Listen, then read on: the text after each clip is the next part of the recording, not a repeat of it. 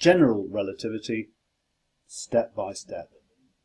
In this screencast, and this one and I think 3 or 4 subsequent ones, I'm going to talk about the stress energy tensor, usually written like this. It's a second order tensor. Sometimes you see it called the energy momentum tensor.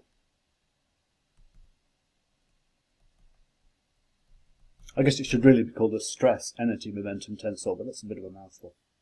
This equals a measure of the density, and I'm going to put that in scare quotes because I'm going to refine this concept, of matter at a point. Actually, it covers electromagnetic energy as well and all sorts of other non-matter things, but it's a measure of density at a point. The reason I need it is that I want to take Newton's law of gravity, or Newtonian gravity, which is this, which is L squared phi equals 4 pi g rho. Let's just go through all those terms here. This thing here is the differential operator del squared. This thing here is the gravitational grav pot. 4 pi is just a constant. G is Newton's gravitational constant. Newton's G. So the force equals G m1. Right again. G m1 m2 over d squared. Newton's gravitational law. And d, rho here, is the density. What I'd like to do is to generalise this equation here. It's a beautiful, beautiful equation, very concise. 4 pi g rho. I want to generalise this equation here, which works perfectly well, classically, to the relativistic case. And of course, the generalisation I'm going to come up with is the Einstein field equations. But it's going to take some considerable effort, so it's going to take a long time. Okay, so this one here is of course going to involve tensors and curvature and all sorts of other things. The constant changes as it happens. Big G turns out to be the same. I'll start with rho, and the generalization of rho is this stress energy tensor T alpha beta there. Okay, so what I'm going to do is I'm going to just start with a demonstration for the need for tensor calculus here, or tensor arrangements, or tensor notation.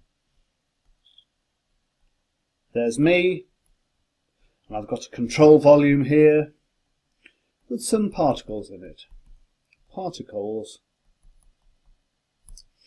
of mass m each. When I was talking about the number flux density, I didn't care what the properties of the particles were, but now I'm going to say that they've got a mass m. Well, of course I say a mass m in the rest frame. In their rest frame, which is also my rest frame because I'm sitting here looking at them. Actually, I should call it m0. So m0 equals rest mass of these particles. Okay. And n0 equals their density. Then I'll say that properly. The number density. Number density of the particles. I keep on saying in their rest frame because I'm assuming that they're all moving with the same speed as each other. They've got no relative velocity. But quite often I'll talk about the MCRF equals the momentarily co-moving reference frame. So I'm sitting here and the particles at this particular instant in time are not moving relative to me, so I can just sit there and look at them. They're not moving around at all. So I might write here that rho 0 equals m0 n0, where rho equals the density of the particles in the momentarily co-moving reference frame. M0 and N0 are R's here. The subscript 0 means in the MCRF, basically. Well, that's great. Here am I, and I'm sitting there looking at my particles in volume V. Now, of course, what I'm going to do is introduce another observer. This is Baz in his spaceship. Give him a bit of livery there. There's Baz. And he's moving this way with speed V. Speed beta, where beta is, of course... I'm in blue. Excuse me. Let me just go back to black.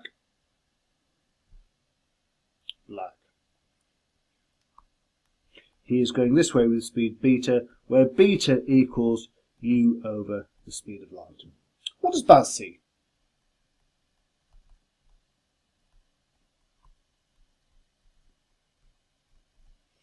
Well, what does Baz see?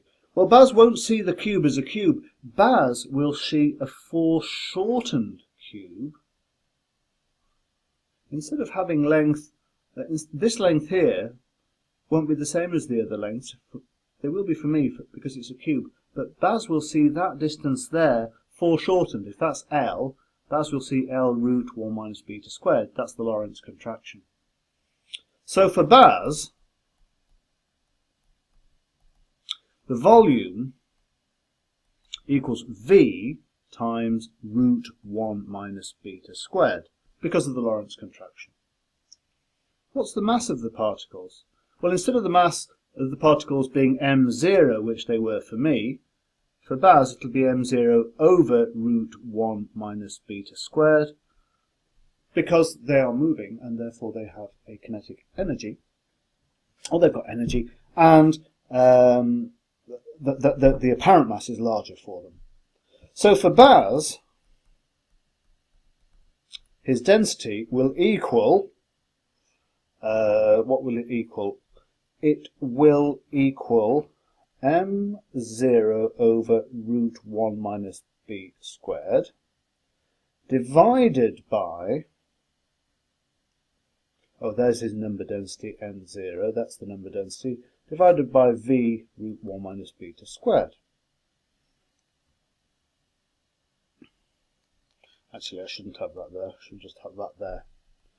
Equals n0, that's for each particle, so multiply by the number density, and that's the same as dividing by the volume, times m0 over 1 minus beta squared.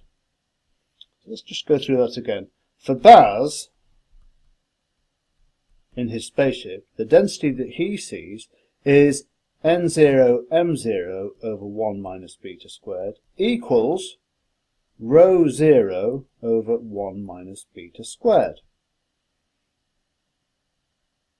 So we can see that the density transforms with a factor of 1 over root 1 minus beta squared squared. We've got two factors of root 1 minus beta squared. We've got a factor because the control volume changed, and we've also got a factor because the mass was increased relative to the rest mass. So this leaves us with a problem. So we know that rho cannot be a component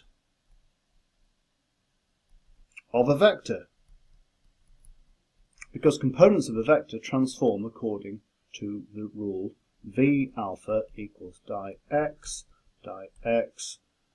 V beta bar alpha. And these terms here are 1 over square root of 1 minus beta squared from the Lorentz transforms that we spent so much time deriving a few screencasts ago. So rho cannot be the component of a vector because vectors transform like this, and transformations of vectors in Lorentz transforms have got square roots in. So it must be a component of a second order tensor, di x, let's see if I can get this right. We've got alpha, beta, we'll say gamma and delta, make that a bar.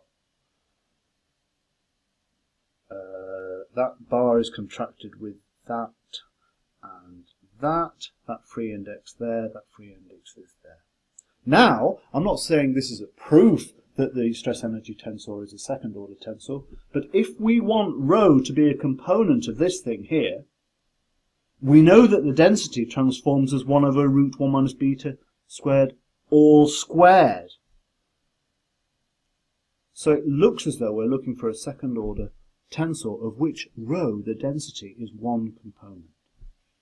Because we need these two Lorentz factors here to make a factor of 1 over 1 minus beta squared, we're going to make it out of two factors of 1 over the square root. So I'm just going to stop there. And I'll derive what the stress energy tensor actually is in the next few screencasts. Okay, stop.